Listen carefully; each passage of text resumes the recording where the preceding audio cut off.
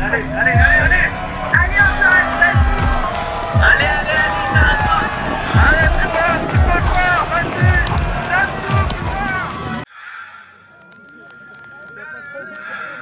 là, j'ai pas fait tout ça pour ça. Allez.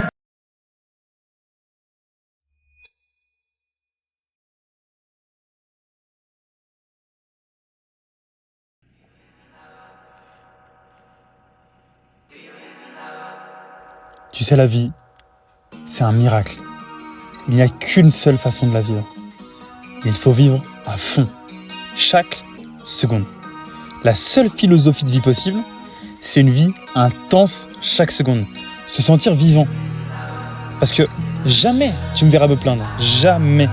Je vis jusqu'à la dernière seconde. Et quand ça s'arrêtera, ça s'arrêtera.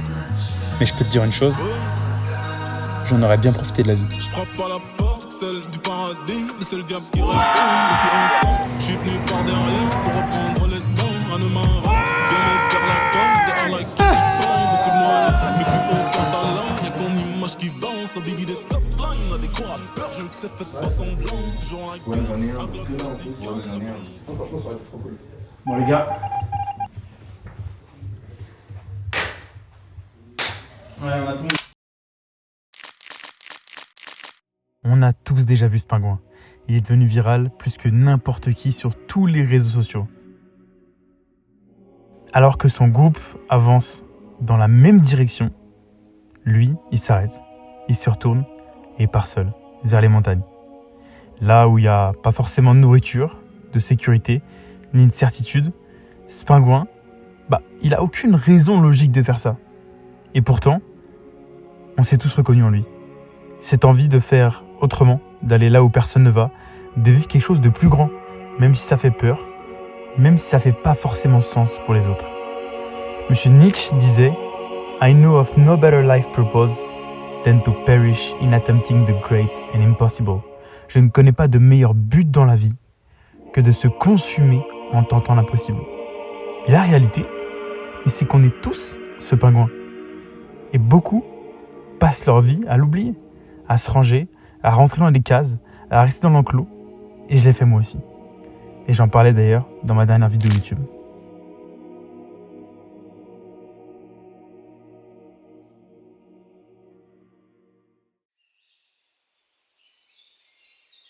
En 2017, j'ai quitté la Haute-Savoie.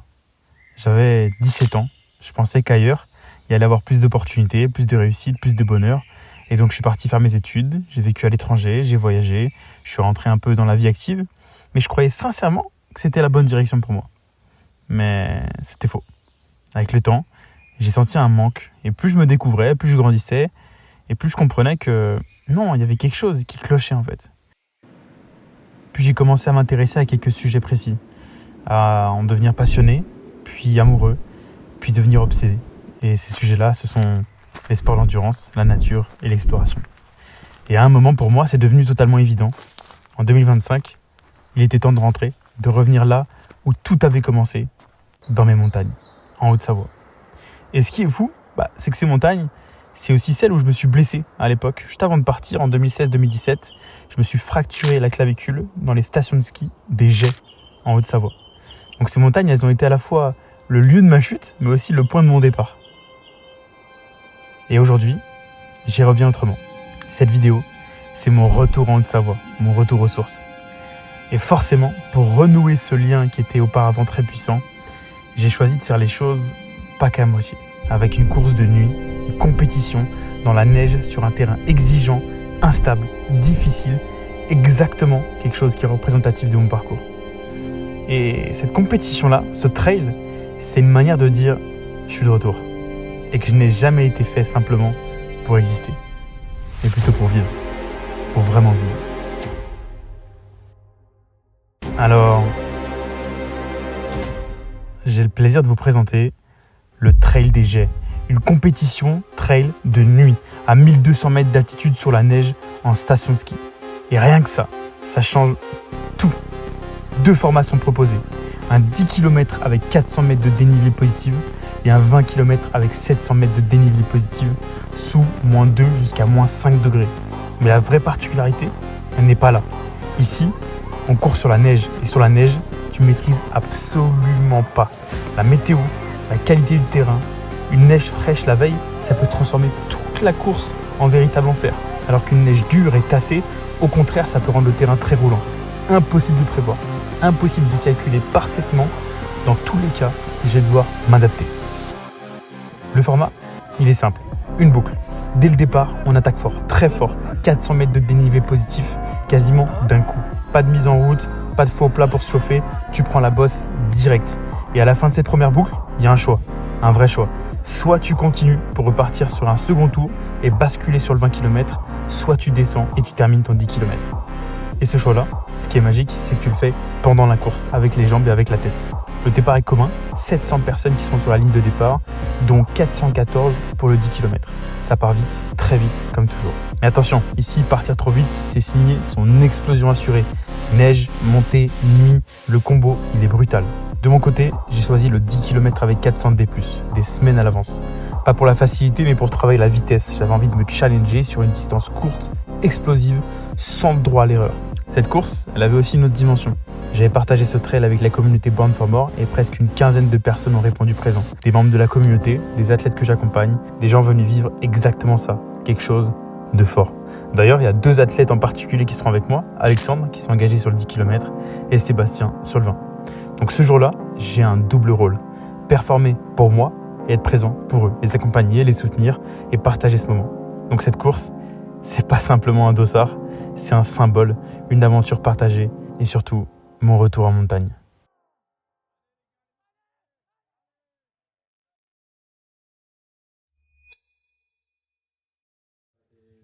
Ouais, mais j'en ai un. Que là en plus. Ouais, mais j'en ai un. Franchement, ça aurait été trop cool. Bon les gars. Ouais, on a tout le monde en balle.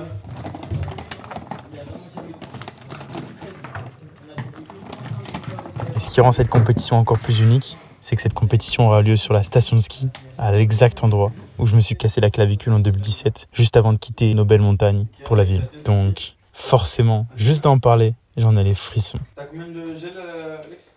Celui-ci là. Celui-ci, gants, lampe torche. Magnifique.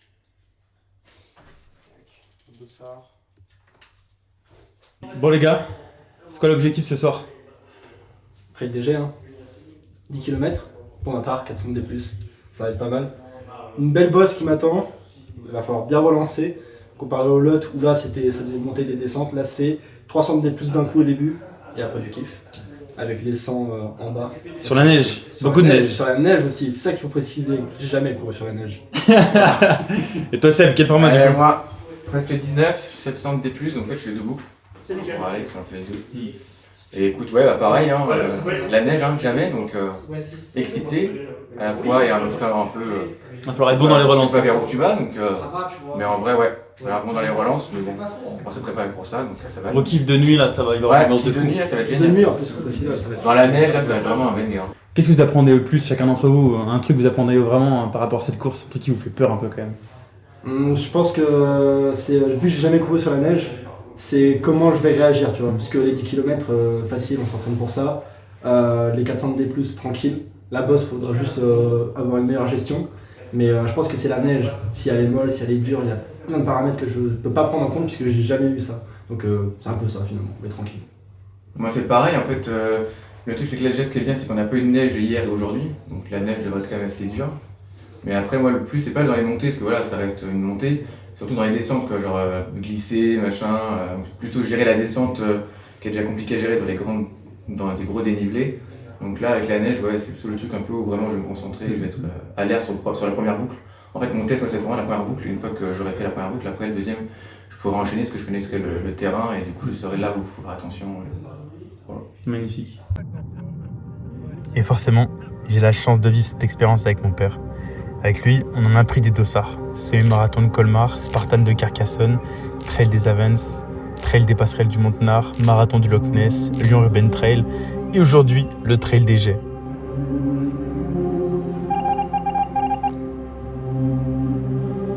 Mais le meilleur dans tout ça, c'est que j'ai aussi réussi à embarquer mon frère. Et mon frère, c'est littéralement moi il y a 7 ans.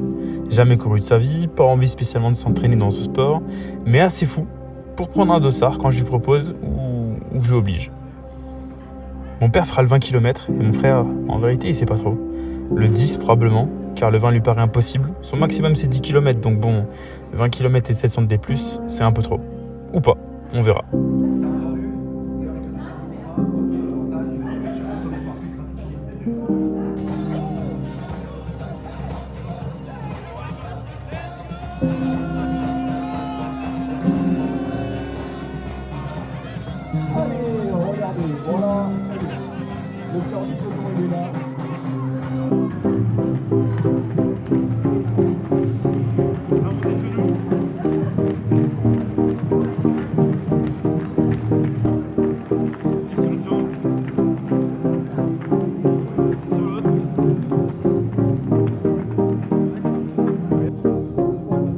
Bon, on s'approche du départ, donc j'essaie de me concentrer sur ma course et laisser le groupe profiter tranquillement de cette expérience de folie. Parce que, certes, je suis là pour vivre un moment fort avec eux, à plusieurs, mais je suis aussi là pour moi, laisser mon empreinte et m'exprimer pleinement dans ces montagnes, dans mes montagnes. Putain, ça fait tellement du bien d'être ici.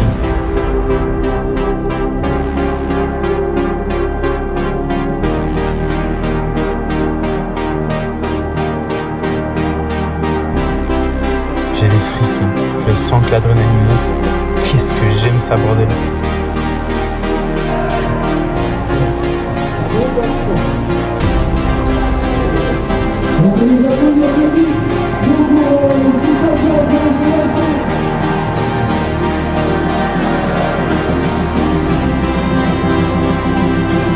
Allez, fort dans la montée, et on déroule en descente. C'est le moment. Let's go.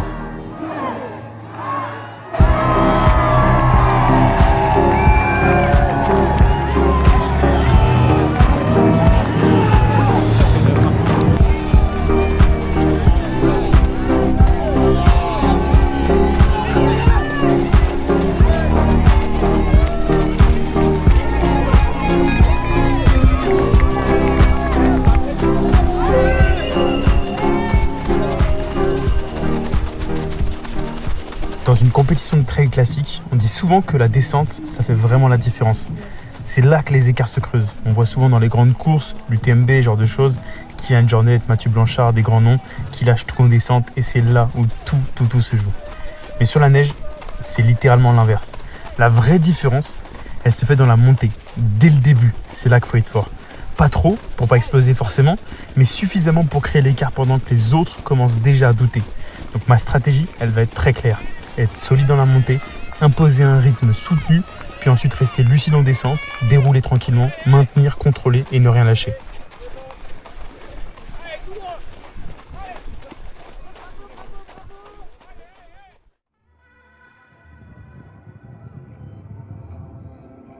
Quand j'y pense, ça fait presque 8 à 9 ans que j'ai quitté la Haute-Savoie. 8 à 9 ans, loin de ma famille, de mes proches, de mes amis, de mes grands-parents. Mais si je devais recommencer, je le ferais totalement. Pourquoi ?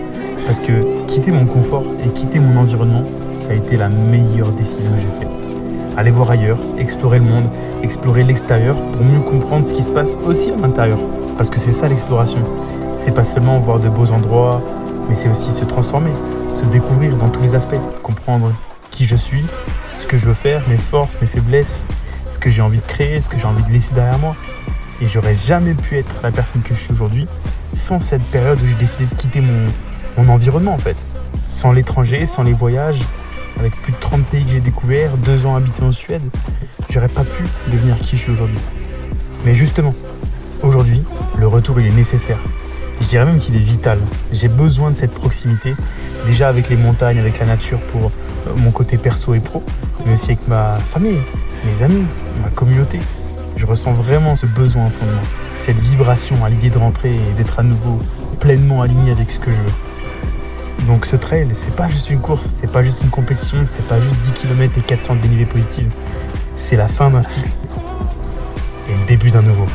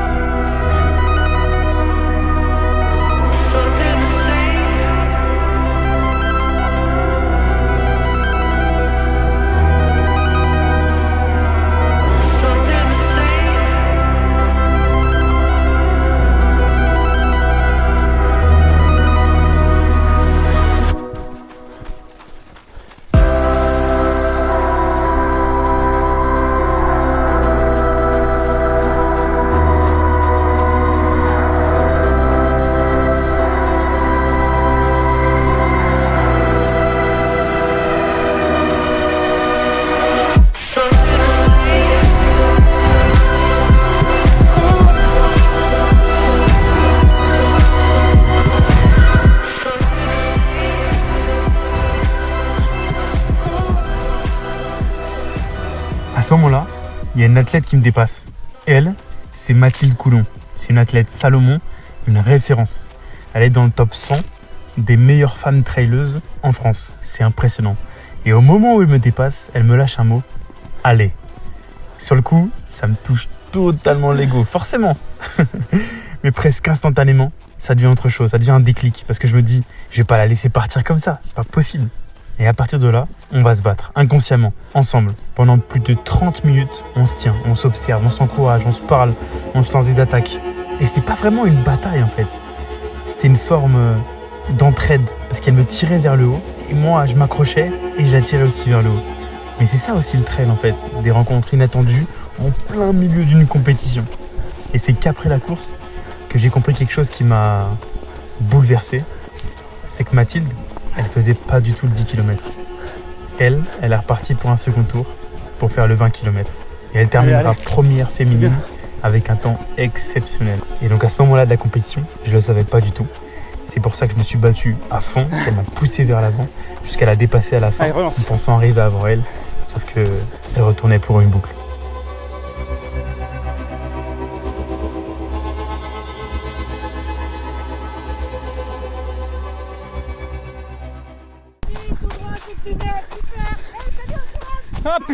Ah, excellent.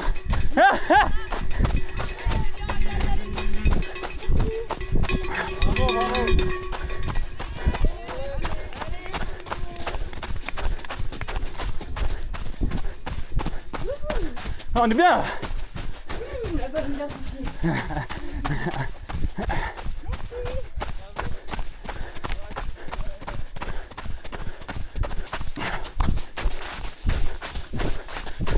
Allez, remets le gaz.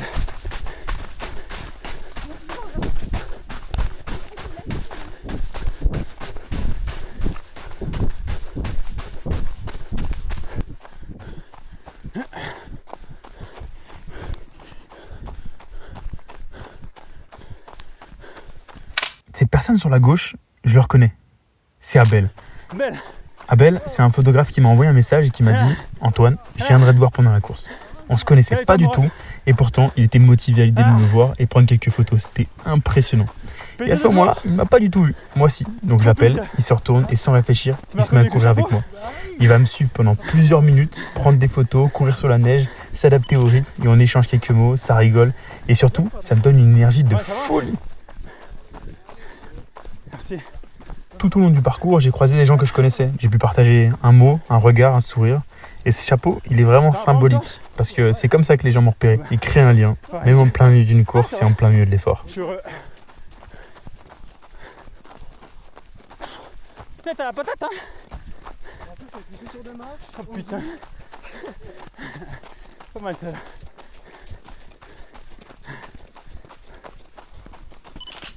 Ce genre de moment, ça te sort de la douleur. Ça te rappelle pourquoi t'es là. Et puis après, je laisse derrière, il repart et moi je continue à fond. Merci Abel. Hein.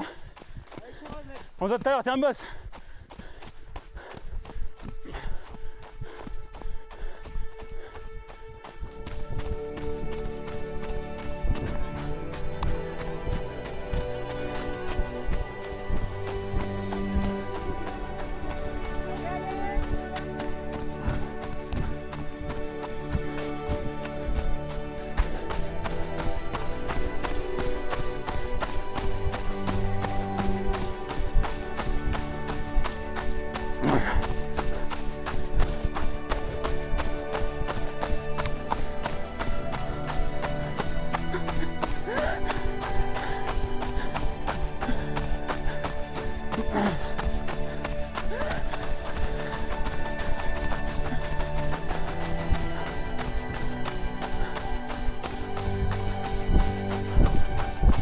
Au final, je ne ferai pas la différence dans la puissance. Je ne ferai pas non plus la différence dans la vitesse ou dans mon talent brut.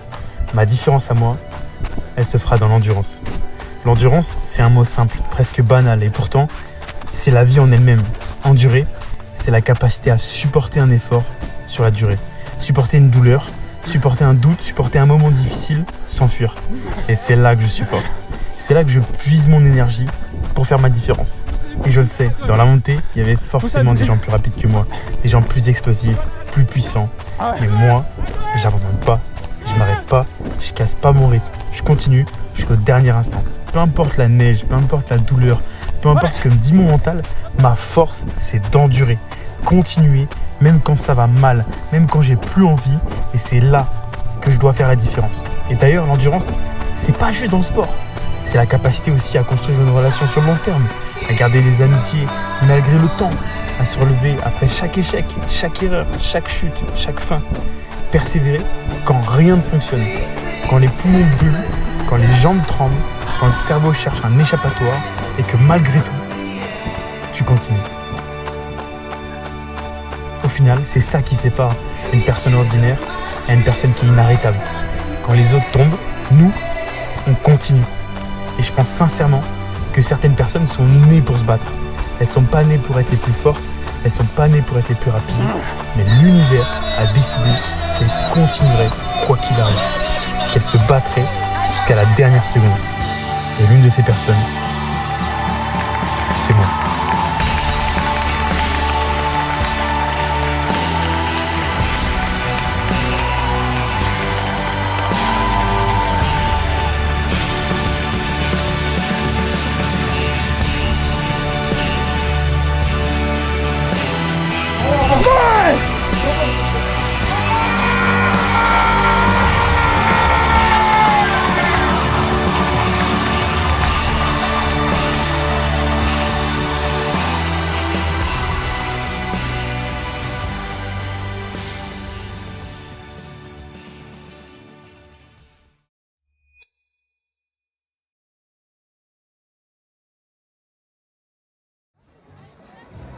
Après l'arrivée, je reste. J'attends ceux qui terminent le 10 km, je les félicite, je serre la main, je les regarde.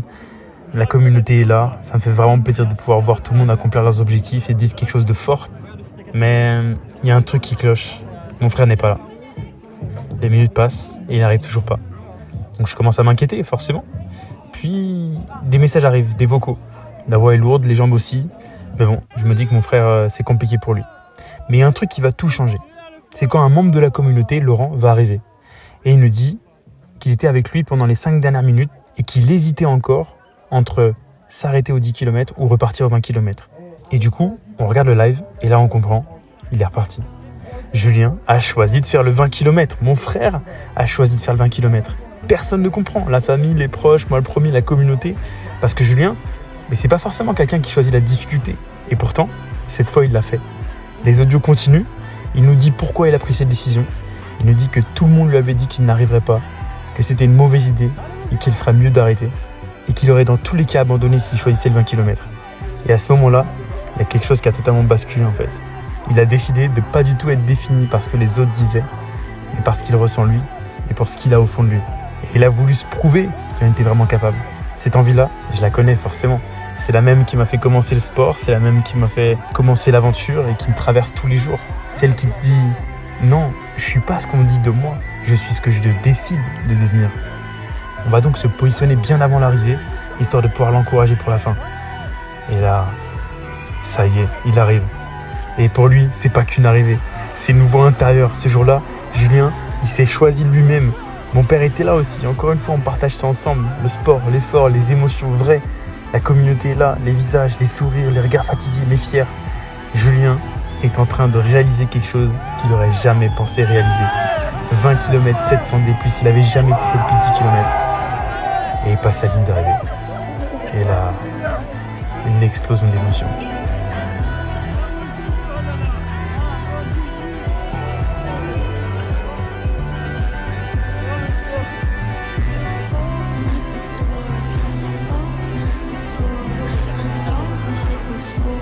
C'est exactement ça, la raison pour laquelle on se lance des challenges, des choses plus grandes que nous. Pour ressentir ces émotions, des émotions vraies, fortes, des histoires qu'on pourra raconter. Et c'est exactement ce qu'a fait Julien.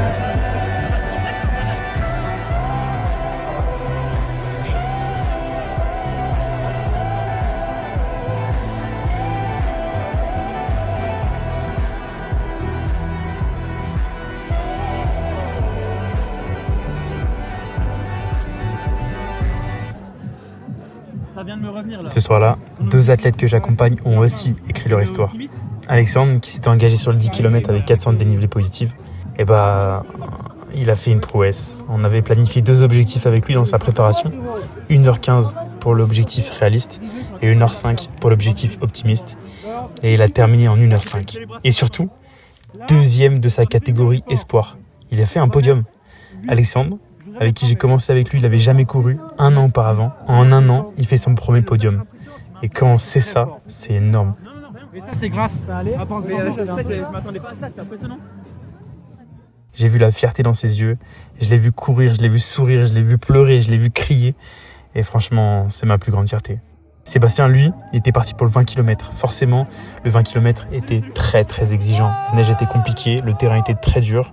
700 mètres de dénivelé positif de nuit dans la neige. Forcément, les conditions l'ont surpris. La neige, les relances, le terrain très différent. C'est pas ce qu'il connaît d'habitude. Il va terminer en 2h11, une vraie performance pour un format aussi particulier. Et surtout, une énorme fierté parce qu'il a déjà envie de retourner aux entraînements, de se préparer pour le prochain dossard et d'en reprendre encore et encore. Et c'est ça que j'aime avec l'accompagnement Born for More.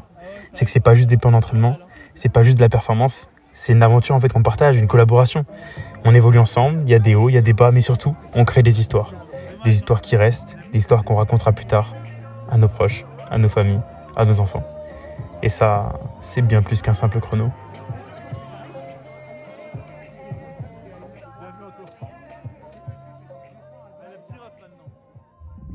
Une vie, juste une. Pourquoi est-ce qu'on ne court pas avec de la rage derrière nos plus grands rêves ? On n'a qu'une chance, bordel. Pourquoi est-ce qu'on n'est pas comme les gens qui sont fous ? Je veux qu'on me regarde et qu'on me dise « Mais putain, mais ce gars est fou !» C'est parfait. C'est ce que je veux entendre. J'ai qu'une chance dans cette vie. Je préfère qu'on me traite de cinglé, de débile, de fou ou de rêveur que de passer pour celui qui rentre dans les cases ou celui qui ne se connaît même pas au plus profond de lui. On est né pour sortir du lot, pour être unique, différent. On n'est pas né pour rester entre 4 murs, 4 barrières. Et des fois, je peux comprendre que ça fait peur d'avoir un peu de lumière, des projecteurs sur soi. Mais je suis persuadé que tu ne le regretteras pas à la fin de ta vie. Alors encore une fois, on n'a qu'une vie, qu'une chance. Et on se doit de la vivre à 100 000%. Mais une chose est sûre, jamais je n'oublierai qu'on est tous nés pour plus.